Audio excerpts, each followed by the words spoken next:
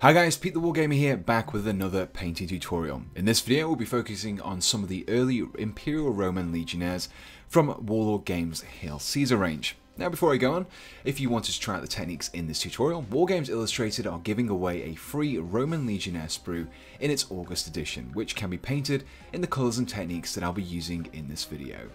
Before we start painting, we first of all need to apply primer so that the later layers of paint adhere to the miniature's surface. It doesn't matter too much which colour you go for, but I've opted to use a grey airbrush primer to help paint the various reds and silvers that will be featuring on this model. We will begin our painting by applying all of the base coats first. When base coating, you'll want to mix your paint with some water in roughly equal quantities, which will make the paint easier to work with. The base coat I'm tackling for this first step is over the metal areas, as they are among the most prominent parts of the model. For this, I'm using gun metal. These areas will mainly be the armour and sword, which we'll be applying our thinned paint to, before allowing it to dry and applying a second coat when necessary.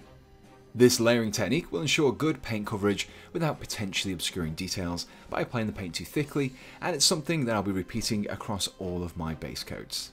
Continuing with the metallics, the next step is to paint all the gold areas using some greedy gold. I find that in metallic heavy models such as this, painting the metallic base coats first means that I avoid the chance of accidentally overspilling and struggling to cover over these accidents. However, I would always recommend thoroughly cleaning your brushes and changing your waters once done to prevent any cross-contamination of metal flakes to your other paints. Next, we'll be painting the prominent red of the cloth and shields. For this colour, I'll be using the rich and deep colour of Dragon Red. To paint the bare skin on the arms, legs and face, we want to start things off with a base coat of Kobold Skin. Don't worry if you overspill into the helmet when painting the face, as it can easily be covered up with a little more gunmetal. For the various leather straps and sandals, we want to create a deep reddish brown leather colour. Dirt Spatter is perfect for this, as well as for painting the backside of the shield.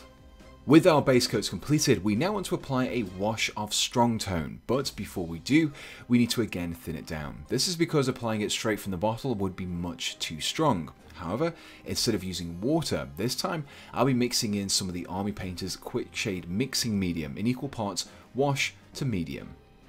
The medium works by reducing the amount of pigment in the ink without changing its consistency. I find that this results in a much smoother and more subtle result than mixing in with water. However, if you don't have access to this medium, you could instead use a distilled water. With your thinned strong tone, you'll next want to apply a wash over the brown, red and gold areas of the model. The darker pigmentation of this wash will flow into those recesses, helping to create shadows and boosting the level of detail.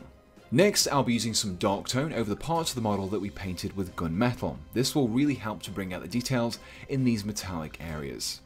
The final wash to apply is to the skin, and for this we'll be using Flesh Wash. Now that we have completed all the washes, we can begin working on the highlights to help emphasize some details of the model. Highlighting involves lightly dragging the tip of a thin brush loaded with just a small amount of paint along the raised edges of a model. This method will create a small line of lighter paint along the raised edges, helping to improve both depth and definition. We'll be highlighting the model in the same order that we base coated, therefore I'll be using some plate mail metal over both the silver and gold parts of the model. I would recommend thinning down your paint with just a little water here. This will make the paint flow much smoother than if you use it straight from the bottle, and therefore easier to control. For the folds of the tabard and the outer edges of the shield's red area, I'll be painting a thin line of the slightly brighter pure red. For the more prominent facial features and other areas like the fingers, apply a little corpse pale. Take your time here because the faces are often focal points of models, therefore doing a good job at this stage will really help to improve the overall quality of the paint job. To maintain the reddish brown colour of the leather areas while still picking out those details, I'll be highlighting the edges using some fur brown. Now whilst in this tutorial I added the highlights after the washes, if you're looking to paint your miniatures more quickly, you could finish just before you start the highlights. The result might not be as good, but you'll finish your army much sooner. And here we have the completed Roman Legionnaire, which I finished off with a coat of matte varnish. As I mentioned before, you will find a Roman Legionnaire sprue in the August edition of Wargames Illustrated, so keep an eye out for that magazine in your newsagents if you would like to try out the techniques and tips demonstrated in this video. You can find a full list of all the paints that I've used in this tutorial in the description below, along with any other equipment that I've used to create this video. If you enjoyed this video, do let me know in the comments below, and if you haven't done so already, be sure to check out my Patreon page if you'd like to support me in making these videos. If you have any questions or just like to chat with others who enjoy my channel, I've set up a Discord server which you can find a link to in the description below. And so, the only thing left to say is, thanks for watching, and goodbye.